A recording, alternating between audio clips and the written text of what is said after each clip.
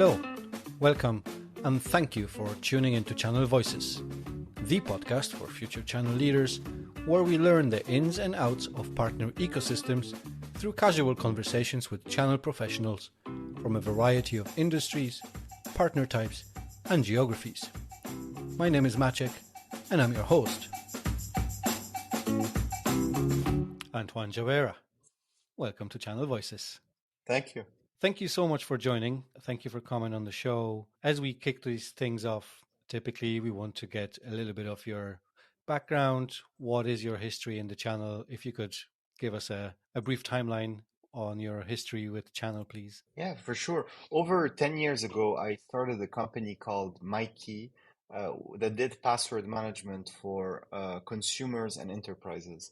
The main difference between us and others was a decentralized approach where we didn't like the cloud storage architecture of some password managers and thought that it might be best to keep the data stored locally and synced in an end-to-end encrypted way. So we built that product for consumers to start, raised several $1 million, scaled the consumer side of things, etc. And then came the time for us to grow on the enterprise side. But when faced with having to make the decision on how we were going to grow, having limited marketing budget, etc., we didn't have real solutions because, in our opinion, and this is still valid today, every company needs a password manager, but we didn't have unlimited marketing money, so we couldn't go after everyone and had to pick someone. And we told ourselves that we better pick a segment that really needs this technology, that's really gonna appreciate the difference from a technical perspective, from a go-to-market perspective, and is gonna adopt it.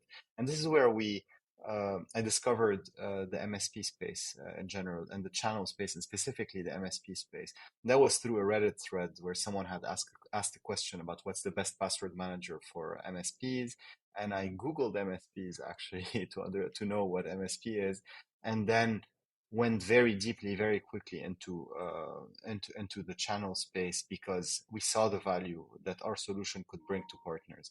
The decentralization in a nutshell was a good thing because MSPs didn't want to store all of their customers' passwords on cloud servers and be responsible with the keys to them. So spreading them out was a good idea.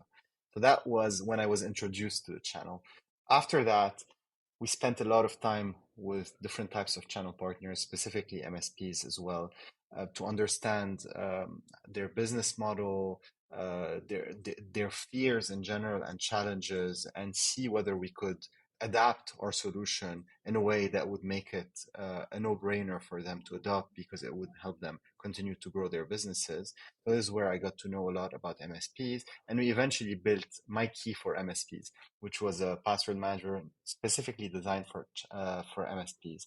So we grew that over the next couple of years from zero to close to 1,000 partners that had us deployed to tens of thousands of organizations. And we were about to raise our second round of funding, a larger round of funding, etc. And I was having conversations at the time with JumpCloud leadership because JumpCloud has an open directory platform and password management was an important part of that was missing at the time. And we wanted to build a deep integration between MyKey and the JumpCloud Open Directory platform to bring password management to complement single sign-on and other types of features that we have that are on the JumpCloud side. But late in the conversations, the JumpCloud co-founders, Raj and Greg, original co-founders, Raj and Greg told me, hey, instead of like doing this deep integration and you do your round of funding, how about we acquire you? We just raised a huge round of funding and like we'd love to acquire your company, have you join us as a co-founder of JumpCloud and help us drive our MSP business because we've been investing a lot in the MSP space and are going to continue investing a lot in that space. So that happened and we sold MyKey to JumpCloud and I became a co-founder at JumpCloud and the GM of our MSP business. So that's the last 10 years, my last 10 years in a nutshell. Very good. So a lot of involvement with the channel, MSP specifically. Maybe a side question. When merging the two companies, right, with that acquisition, obviously both companies had existing channels. They had existing partnerships with MSPs. How did that go? Because that doesn't always go very smooth. No. I'm just wondering how was that experience for you MyKey and JumpCloud? So what we said at the time is the goal is to integrate the password manager into the JumpCloud platform as quickly as possible. That's the fastest way to provide the most value to partners moving forward.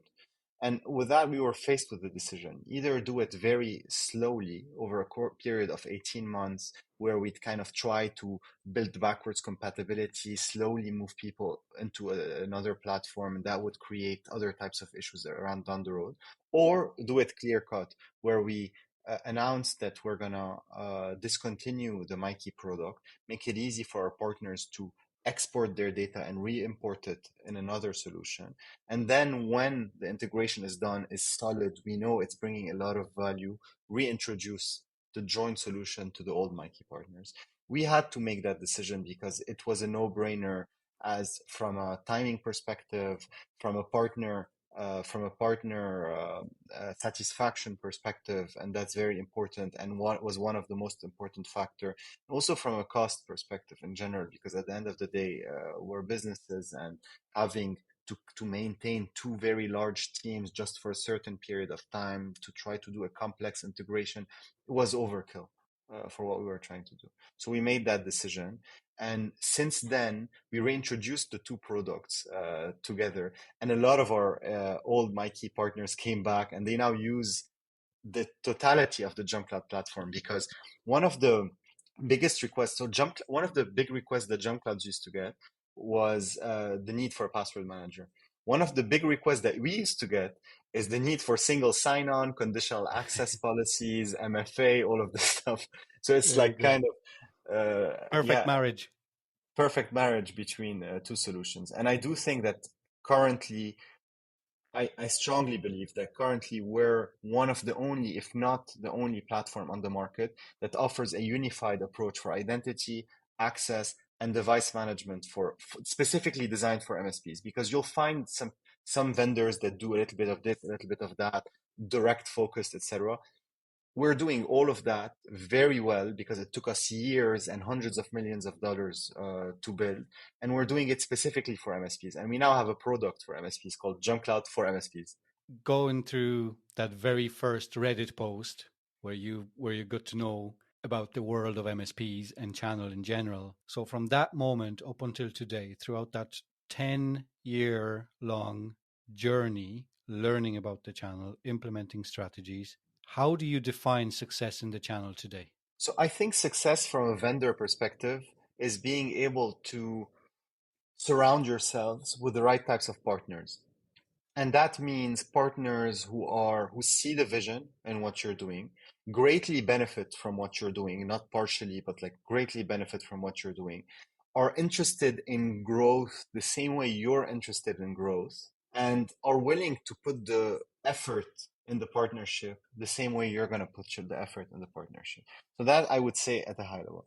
From a partner perspective, channel partner perspective, I would define success as, first of all, in business terms, having a business that's growing, having a good culture, all of the generic things that a good business has. But specifically for channel partners, I would say it's an obsession about end customers.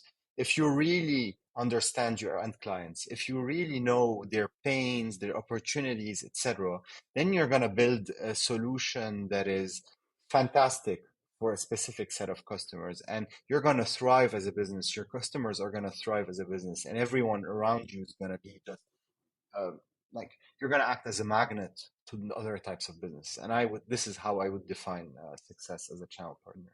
Channel partners, and there's so many different types today, right? MSP is one of them, and yes, you possibly are focusing mainly on MSPs, and you have a MSP specific product, but not every partner is a reseller, right? Not every partner sells in the way that a reseller would.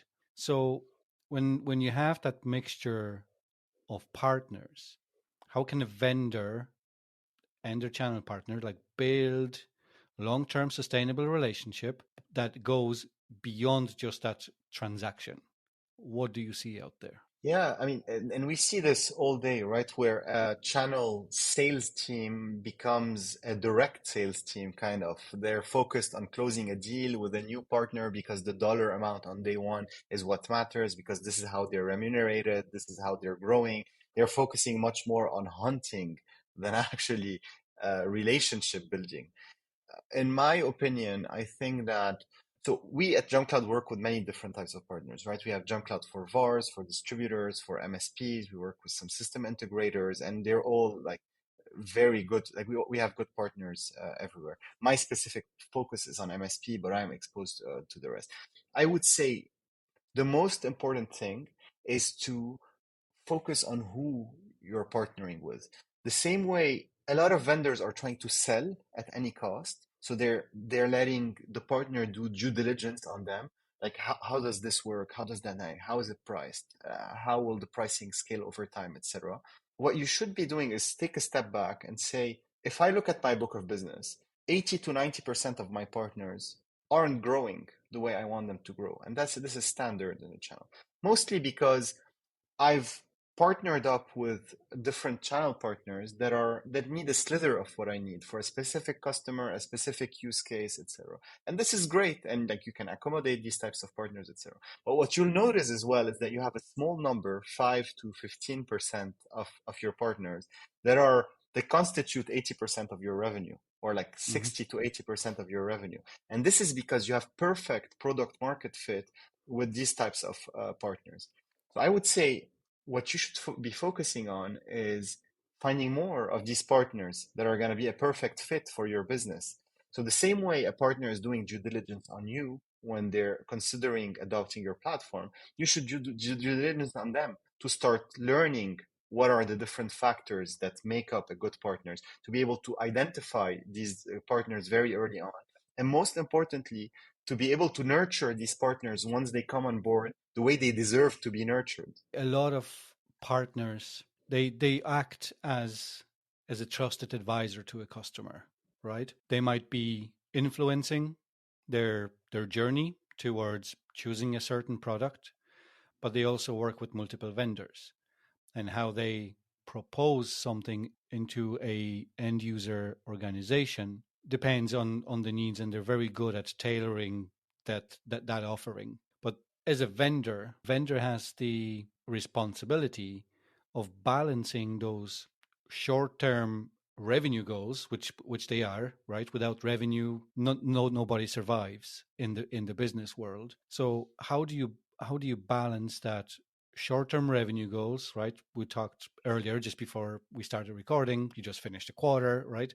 I mean, everything goes by quarter, by month, by year. So how do you manage that balance between those revenue goals and that relationship with your channel partners? That's a very important question, right? Because it's not a sales exercise only in that case. It's a pipeline that you need to nurture, right? From finding a lead that signs up to your website, a partner lead, to the point where they're accepted by the sales team, qualified, so they're a good potential partner for us, to the time they close, to the journey that starts after that, where they actually go from this original close to grow. As long as you have a pipeline that's healthy, where you're attracting the right types of partners, as we discussed a second ago, as you're getting the right volume because people know about you, because people in general think that you're a good fit for partners and are interested in that.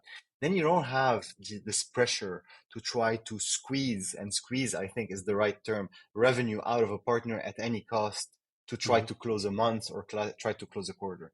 Now, this sometimes is easier said than done, right? Because things go through ups and downs. And as you mentioned, you have targets, you need to hit these targets, etc.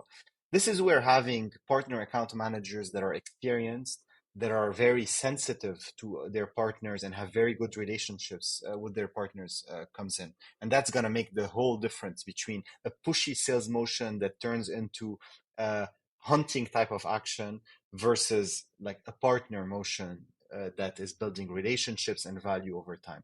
These account managers, when they find themselves in harder situations because of different conditions that came in, they should, and we've seen this happen for us this month actually, they should be able to go to their partner and say, hey, like we have our revenue goals, the same you have yours, and we need that, I need that scale.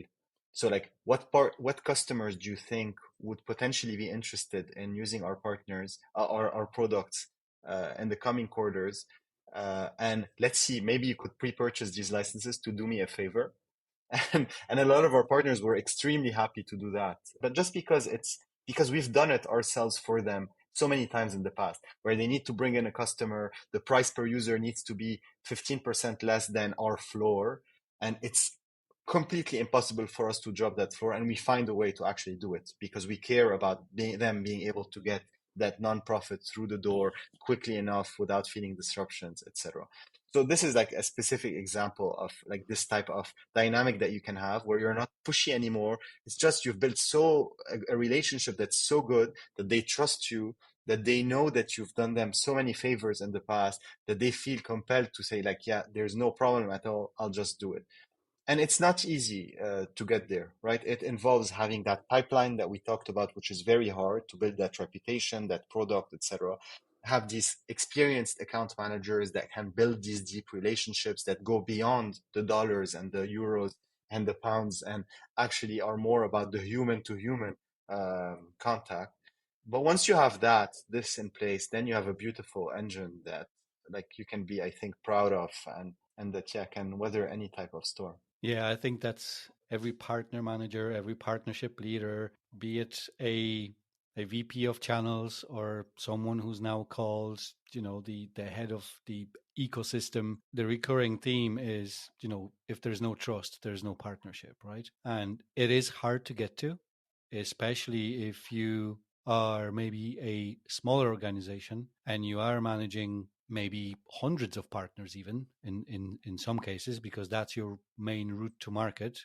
You don't invest in your too much in your own marketing and building out direct sales teams. You're using partnerships to sell on your behalf and bring your products to the market that way. But it gets tricky. I absolutely understand where you're coming from. It does take time, blood, sweat, and tears to bring it to the level where you just pick up a phone and ask a favor, right? But it is so important, and it can make or break a quarter and sometimes even a financial year, right? The other thing that I was going to ask you, because we did talk about that, how do you measure success of the channel partnerships? So when we talked a little bit about that, squeezing a partner, and it's all about getting the revenue through the door. How do you measure the partnership beyond that, the deal registration, that transaction, the revenue? How do you evaluate that this is a good partner, right? Revenue aside, how is that a good partner for us? Yeah, so there's a lot of factors, right? And they'll depend, they'll vary from company to company. But I feel like what is common between most channel programs in general is that if you're looking to grow quickly, then you need partners that want to grow quickly as well, right? Because that has to come, these curves need to look the same. So if a partner is more of a lifestyle business, not looking to grow, has been that way for 15 years, thinks that their lack of growth is a result of their market or just because they've decided not to grow, then they could be great partners to kind of ramp up to their scale. But then you can't really work with them to continue growing because they're not very interested in that. So I would say that's an important thing. The second thing would be a result of that, which is that partner wanting to work with you to grow their business in general and to grow their, in our case, JumpCloud specific business. And we do this through strategy sessions that we do on a monthly, quarterly, or biannual basis, depending on the size of the partner, the velocity that they're growing at, etc. During these sessions, it's a very simple conversations. It's a conversation where we say, this is where we were, this is where we are today. So this is the QBR side of things. Yeah. And then we say, this is where we want to go. Okay. Now we say, how do we go there? So we have representatives from marketing, representatives from product, representatives from sales, and sometimes representatives from UX as well in that call that break out into rooms, the different rooms within that call, and have these conversations from a marketing perspective. what have you done over the past 6 months that you didn't do since the last time we spoke?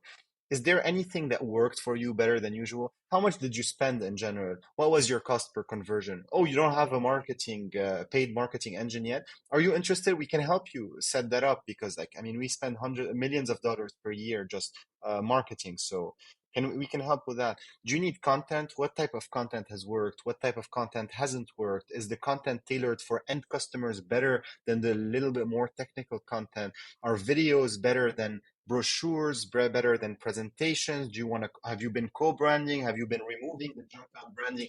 Like, we get a very good understanding of the lay of the land and say, okay, so based on what we're discussing, it seems like you getting getting some help with us through the deployment of market development funds to start your paid marketing campaign is the path to go. Let's reconvene again next month and see where we are. And in between now and then, we'll work together. So we have that same conversation across marketing, across product, across sales, sometimes across UX, and then reconvene at the end in the main call. Say, okay, these are the outcomes of the call. We have a strategy. We have a plan of action in general. Let's execute, see where we get. So once we get in this motion with our partners, we're seeing tremendous growth. And in general, partners that adopt JumpCloud as a vision have an advantage over any type of partner. A JumpCloud partner has an advantage over any other type of partner because not only do they get to consolidate identity, access, device management capabilities under one open directory platform that works across operating systems, across authentication methods, but they also are using our full bandwidth and our full reputation and like just motion in general to help drive their business. They're benefiting from it the same way we're benefiting from the partnership by expanding our reach into small and medium-sized businesses. As you were talking, I am all smiles because that's something that I know that has worked for me in the past. And some vendors sometimes either forget or neglect it, right? And that's bringing in those other teams, other departments involved in those discussions with the partners. A lot of vendors, smaller or bigger, it doesn't really matter on the size,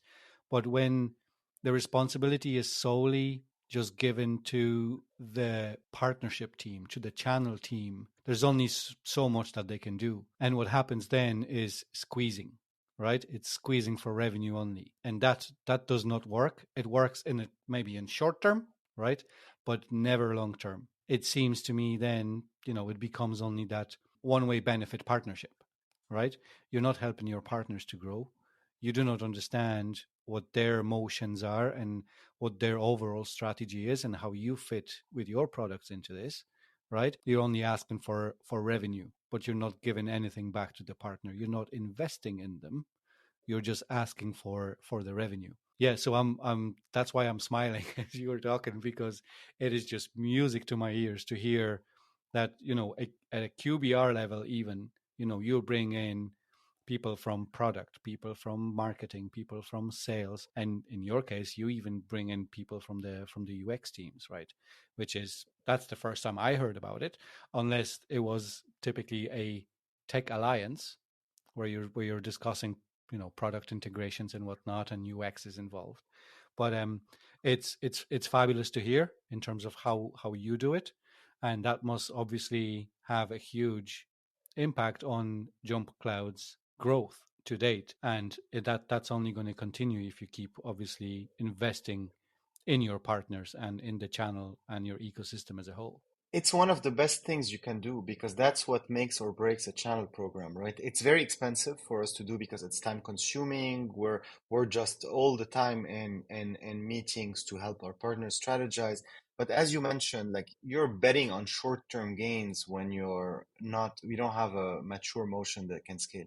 And as a partner in general, regardless of the type of partner you are, one of the most important decisions you're going to make is picking your vendors because these are customers come and go. You're gonna grow. You're gonna contract employees on your team. Are gonna also, you're gonna see turnover. But chances are the vendors that you're working with are gonna stick with you throughout the life of your business. And sometimes that's for the best, but very often it's for the worst. And you're stuck with a vendor that's deeply integrated into your stack that you can't get out. That's now considered a legacy vendor, etc. So like my advice to any type of channel partner is when you're doing due diligence on a vendor, the features and the functionality is very important, obviously, but evaluating the quality of the relationship after that is going to be key. And that's something that's often not done. And we encourage any type of partner that talks to us to do their due diligence on us, to see how we actually interact with them, just because we're proud of the way we do it and we think that it's going to actually help them grow their business. And we just don't just say it like that. We actually mean it. We're going to see a reduction in operating and vendor costs. We're going to see an increase in revenues because they can add more capabilities to their packages. And we're going to see an improvement in security because it's just you're taking a cloud of vendors and over time consolidating them into a few vendors that are doing more than what you used to be able to do. So like the system is simpler to maintain, hence more secure. There's a line that I picked up from our CEO, and that's something he talks passionately about when we speak to vendors who want to, implement a PRM solution, or in some of the webinars that he's on, where he's one of the panelists. But it's partners have choices, right? But it's up to the vendor to make sure that you and your products are one of that partner's choices, right?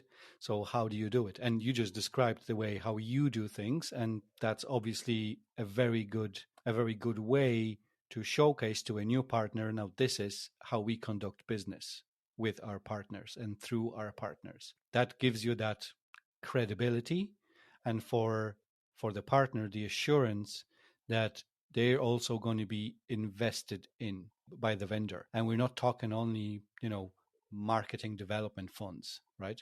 That's not just it, not just the revenue, but you're actually investing time. Back to you, what you said, obviously, the time that you invest with all of those partners, and you're in meetings, constantly meeting with them, right? Sitting down and discussing either in a QBR or a monthly meeting, catch up on how marketing is going or maybe what your pipeline looks like. But how do you do that at scale?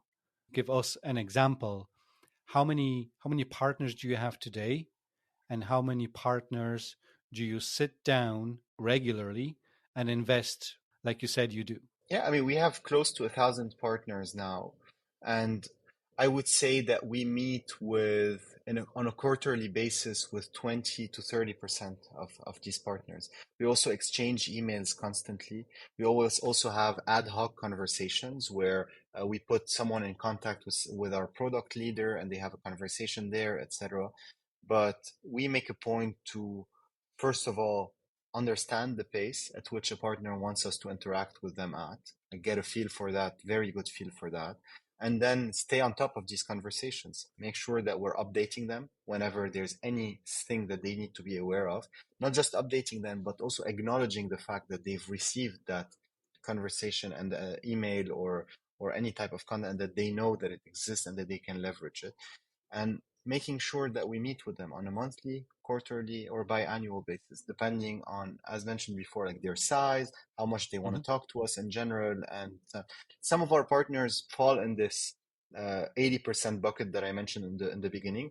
That so they joined JumpCloud a couple of years ago for a specific use case and haven't grown across that use case a lot. So that's a reality. This is how things are. You're always going to have this. So we tend to have less conversations with these type of partners, not because we don't want to, but because they're less interested in our services. But what we've been seeing, at least over the past 18 months to 2 years, is a huge decrease in that number of 80% partners, because as COVID hit, as the world changed, as people started working more remotely, as costs started needing to shrink because of like bad economic situations, etc., partners started looking for vendors that can help them consolidate, that can help them continue to grow, that can help them remain secure, that can help them increase their revenues. And JumpCloud is one of the few that I genuinely believe can help you do that, and doesn't just talk about this and doesn't do it, but actually can show you a 6x reduction in cost, for example, by adopting us. So we started seeing that number shrink, and with that, the interest in us meeting more and more with our partners to talk to them about. So we had to grow our team on our end as well. And that's what we did. As I mentioned before, it's expensive. but it's totally worth it. 100% worth it. And we'd continue scaling the team all day long if we could have quality conversations all day long with more partners. Fantastic. If you were to give advice to any aspiring channel leaders or someone who maybe is today in the position where you were 10 years ago, right, who want to build a successful and long-term partnership, like what would that advice be? It's a relationship business. This is very important. So you should be very, very, very like aware of that. It's not transactional, it's a relationship business. You go from one business to one business, you take your relationships with you. This is one thing. Two, there's process. It takes time. You can't just come in and on day two just have 1,000 partners that are deploying your whatever you're selling to hundreds of companies. It takes time. There's a process. And the most important thing I would say is make sure that you're helping them obsess on their end clients because you have diverging interests, right? At the end of the day, you want to increase your revenues. They want to increase their revenues. They want to reduce their costs. You want to reduce their costs. Their customers want to reduce their costs as well. They want to also increase their revenues. And these don't always completely overlap.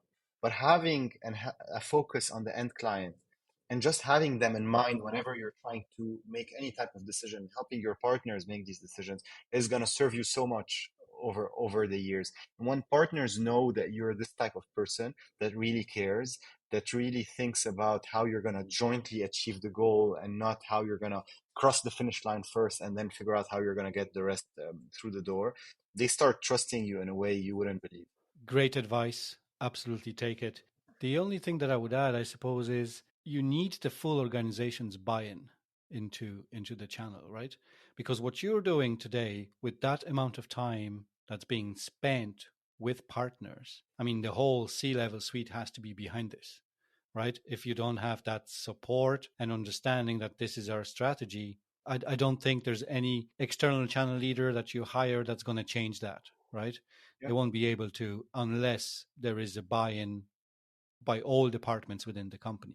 100%. And this is one of the most common reasons why a channel program fails, right? And it's the responsibility of that leader that's being brought into the company to do their due diligence on the business and say, hey, this doesn't work unless there's clear funding for that unit, unless you're understanding that there's sometimes channel conflict that needs to be addressed in a systematic way, and unless you know that this is gonna like it's a long-term effort where it's not gonna come in show results on day one. I mean, sure, I'll come in with my relationships, we'll have a huge influx at the beginning because I'm a leader that's tenured in the space, etc. But after that, it's a long-term effort to bring in partners, build that trust, grow them. But once you have that engine, it's likely to overcome your direct selling motion because your sales team at the end of the day is going to be your partner network that's going to cover more geographical ground, have more bandwidth to market locally at a scale that's very defined, and that has an incentive to actually go to market for you because they're going to market for themselves by going to market for you. That's the beautiful thing about the channel motion, which is that you're in line in terms of wanting to grow your businesses together, and it's just a beautiful thing. I feel like we're trying to sell people the benefits of the channel model, but it is so true. It is so true. And flipping that coin, just when you were given the advice, what was the one thing that you wish you knew 10 years ago when you started getting involved in the channel? You know, you asked me to think about that question before the podcast, and I tried not to because I wanted to see where conversation would go because you kind of uncovered a lot of things for me. I think that I think that the thing I wish I knew was how amazing a channel motion is and can be compared to a direct selling motion sometime in some situations. If I knew that, then I would have built my business at the beginning having channel partners in mind. So I would have built my key for MSPs on day one instead of going enterprise first and then that. I would have built my mindset and my network and all of it first. And that would have allowed us to grow so much faster. So this is what I wish I knew. My advice, I guess, for any founder, or like my piece of information that I'd like to share with any founder starting a business, is if you're going to sell to small and medium-sized businesses, even to enterprises. So if you're a B2B company in general, and you think that your service could be sold through a type of channel partner, a reseller, a distributor, or an outsourced IT company, which is essentially an MSP, then have that channel in mind from day one, because it's going to allow you to drastically reduce your cost. You don't have to hire many salespeople in-house to do a lot. It's going to allow you to focus on a segment of the market and how to enable that segment to actually be your voice in the market. And you'll know exactly what your product roadmap looks like. I can tell you right now, it'll include a multi-tenant portal with a single pane of glass, unified billing, volume-based discounts, and just the ability to do bulk activities across many child organizations. This is going to be the same regardless of what type of product you're building. So isn't it nice to know what you're going to be building even before knowing what product you want to bring to the market? So that's kind of what I wish I knew. Antoine, I thoroughly have enjoyed conversing with you today. You brought not only a lot of joy to me on this Friday when we're recording. I love listening to you speak about your experiences and how your journey has developed, but also the appreciation that you have for the channel, the very detailed understanding how to run partnerships and how to get to the level where you are. Obviously, that 10 years that you have spent working with channel partners and MSPs, and how it had even shaped your product roadmap. It's fantastic to hear. Thank you so much for coming on the podcast. Wishing you continued success. I hope next time we meet, it's going to be 1,250 partners or 2,000 or maybe even more, and you keep growing. Fantastic to see. Let's stay in touch, and let's get you on again in a not too distant future to talk a little bit more about your journey in the channel. Thank you for having me on. This was a lot of fun. And that's a wrap for this episode. I do hope you found it valuable, and if you did, please make sure to subscribe and leave a review. You can also follow Channel Voices Podcast on LinkedIn, Twitter, and Facebook. Or just visit channelvoices.com, where you can send me a message or leave a voicemail. All of the links are listed in the show notes. And once again, I appreciate you tuning in today. Until next time.